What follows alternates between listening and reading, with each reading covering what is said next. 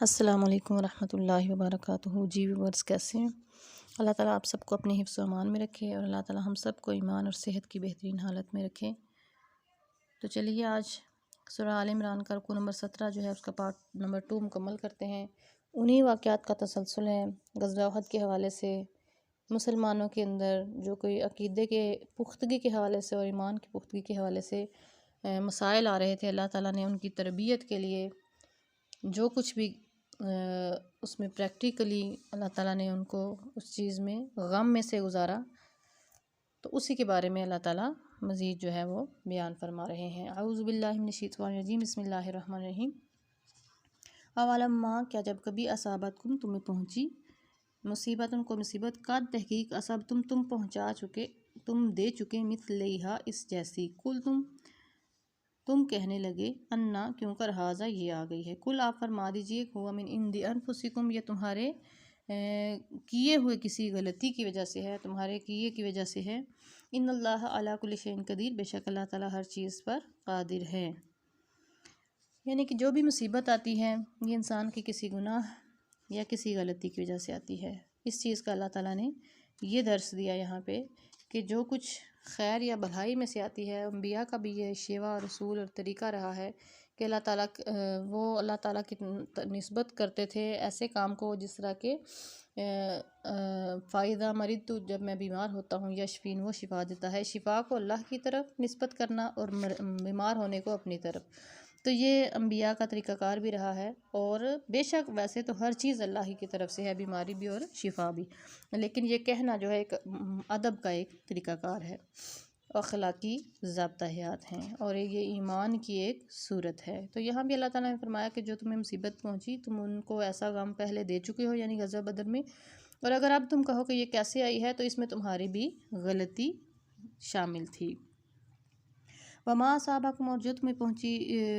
یوم التقی الجمعان، جس دن دونوں لشکر باہم مقابل ہوئے تھے، جو بھی تمہیں تکلیف پہنچی تھی، فباذن اللہ، وہ اللہ ہی کے حکم ہی سے ہے، یعنی ہر چیز اللہ ہی کے حکم سے ہے، ولیعلم، اور اس لیے بھی کہ جان چلے اللہ تعالیٰ المؤمنین، مومنوں کو، یعنی اس کی دوسری وجہ بڑی یا دوسری بڑی حکمت یہ تھی کہ اللہ تعالیٰ نے مومنین کی جانچ فرمائی تھی تاکہ پہچان ہو جائے منافقوں کی اور مومنین کی الگ الگ، وَلِيَعْلَمَ، اور تاکہ جان لے اللہ تعالیٰ الذین، ان لوگوں کو، نافقوا، جو منافق تھے، اور ان لوگوں کی بھی پہچان ہو جائے جو منافق ہیں، وقیل، اور کہا گیا، لہم، ان سے، تعالوا، آ جاؤ، قاتلوا، لڑیں، فی سبیل اللہ، اللہ کی راہ میں، آ جاؤ اللہ کی راہ میں جنگ کرو، جہاد کرو، او ادفعوا، یا دفاع ہی کرو دشمن کے حملے کا، قالوا، وہ کہنے لگے، لو نعلم قتالا، اگر ہمیں یہ پتہ چل جاتا کہ یہ واقعتاً لڑائی ہے، ہم جانتے ہوتے کہ واقعتاً لڑائی ہے، لاتبعناکم، تو ضرور ہم آپ کی پیروی کرتے، ہم آپ کے ساتھ آ جاتے،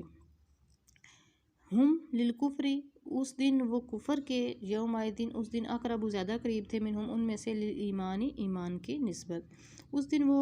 ظاہری طور پر ایمان کی نسبت کفر میں زیادہ قریب تھے، یقولون، وہ کہتے ہیں، بافواہہم، اپنی منہوں سے، ما لیس، جو نہیں، فی قلوبہم، ان کے دلوں میں، واللہ، اور اللہ تعالیٰ، عالم، جانتا ہے، بما، جو یکتمون، وہ چھپاتے ہیں، بے شک اپنے منہ سے وہ باتیں کرتے ہیں جو دلوں میں نہیں ہیں، اور اللہ تعالیٰ ان کی دلوں کی باتوں کو بھی خوب جانتا ہے۔ یعنی نفاق ایک بہت بڑی بیماری تھی جس کو اللہ تعالیٰ یہاں بھی واضح فرما دیا۔ تو منہ سے تو کہتے ہیں کہ اگر ہمیں پتہ ہوتا کہ یہ اللہ کی راہ میں جہاد ہے تو ہم تمہارے ذات آ جاتے، حالانکہ ایسا نہیں تھا، کہ ان کو کہا گیا تھا کہ جنگ کے لیے آؤ یا دفاع کے لیے، دشمن کے حملے کا دفاع ہے، تم آ جاؤ، لیکن وہ اپنے رستے ہی الگ کر چکے تھے، ٹھیک ہے، انہوں نے اپنے رستے ہی الگ کر لیے تھے، 300 کا دستہ جو ہے انہوں نے وہ الگ کر لیا تھا۔ اللہ جی، یہ وہی لوگ ہیں، قالوا، جو کہتے ہیں، لاخوانہم، اپنے بھائیوں سے، وقعدوا، اور وہ بیٹھ جاتے ہیں، لو اطاعونا، اگر وہ ہمارے پیروی کرتے، ہماری بات مانتے، ما قتلوا، نہ مارے جاتے۔ یہ وہی بھائی ہیں ان کے جو منافقین میں سے کچھ تو چلے گئے، عبداللہ بن ابی منافق کے ساتھ، لیکن جو کچھ پیچھے رہ گئے، یہ انہی کے طرح کے لوگ ہیں جو کہتے ہیں اپنے بھائیوں سے کہ تم بھی گھروں میں بیٹھے، وہ بھی خود گھروں میں بیٹھے رہے، اور اپنے بھائیوں کو کہا کہ اگر تم ہماری بات مانتے تو تمہیں نہ مارے جاتے، قل، آپ صلی اللہ علیہ وآلہ وسلم فرما دیجئے، فادرؤوا، آپ فرما دیجئے کہ بچا لینا، انفسکم، اپنے آپ کو، الموت، موت سے، ان کنتم صادقین، اگر سچے ہو، چلو ٹھیک ہے، اگر یہی بات ہے تو جب تمہیں موت آئی تو تم اپنے آپ کو موت سے بچا لینا، یعنی کہ موت سے کوئی بھی ہرگز بچ نہیں سکے گا۔ وَلَا تَحْسَبَنَّ الَّذِينَ، اور نہ گمان کریں وہ لوگ جو قُتِلُوا شہید کیے گئے فی سبیل اللہ اللہ کی راہ میں، امواتن کہ وہ مردہ ہیں۔ یہ بہت پیاری آیت ہے کہ شہید کی زندگی کا اس میں بہت بڑا تصور دیا گیا کہ شہید زندہ ہیں، بلکہ احیاء، وہ زندہ ہیں، عند ربہم، اپنے رب کے پاس، یرزقون، وہ رزق دیے جاتے ہیں۔ یعنی کہ شہید کی زندگی جو ہے یا اس کی جنت کی نعمتوں کا جو رزق ہے اس کا تمہیں شعور ہی نہیں ہے۔ ان کو اللہ کی طرف سے نعمتیں دی جاتی ہیں، اور ان کو کبھی مردہ مت کہو، شہید زندہ ہیں۔ فارحین، وہ خوش ہیں، بما جو آتاہم اللہ، ان کو اللہ تعالیٰ نے دیا، من فضلہ، اپنے فضل سے۔ ویستبشرون، وہ خوشیاں مناتے ہیں، بالذین، ان لوگوں کے ساتھ، لم یلحقوا بہم، جو ان کے ساتھ نہیں ملے۔ وہ خوش ہوتے ہیں جو بھی ان کو وفات نہیں ہوئی، ان کی موت نہیں آئی، تو وہ دنیا میں ہیں، لیکن وہ ان کو دیکھ کر خوش ہوتے ہیں۔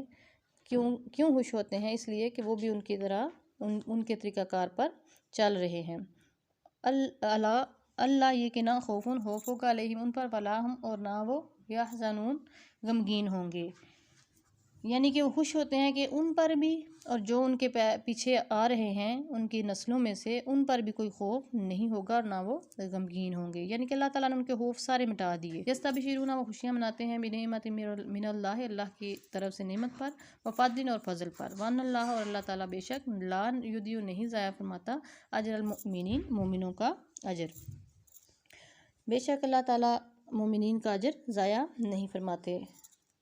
ٹھیک ہے، تو یہیں پہ آج کا رکوع نمبر 17 جب وہ ختم ہوتا ہے، اس کا پارٹ نمبر 2 آج ہم نے مکمل کیا۔ شہیدوں کی زندگی کا جو ایک تصور تھا، اس پہ آج کا جو ہے وہ موضوع ختم ہوتا ہے کہ وہ بڑے خوش ہوں گے اللہ تعالیٰ کی دی ہوئی تجلیات کی وجہ سے، اس کے وصال کے لذت کی وجہ سے خوش ہوں گے اللہ کے فضل پر، اور اللہ تعالیٰ کبھی بھی ایمان والوں کا اجر ضائع نہیں فرماتا۔ یہیں پہ آج کا لیکچر ختم ہوتا ہے، انشاءاللہ نیکسٹ لیکچر کے ساتھ ملیں گے رکوع نمبر 18 لے کر۔ اپنا خیال رکھیے اور اپنے اس چینل کا بھی۔ السلام علیکم ورحمۃ اللہ وبرکاتہ۔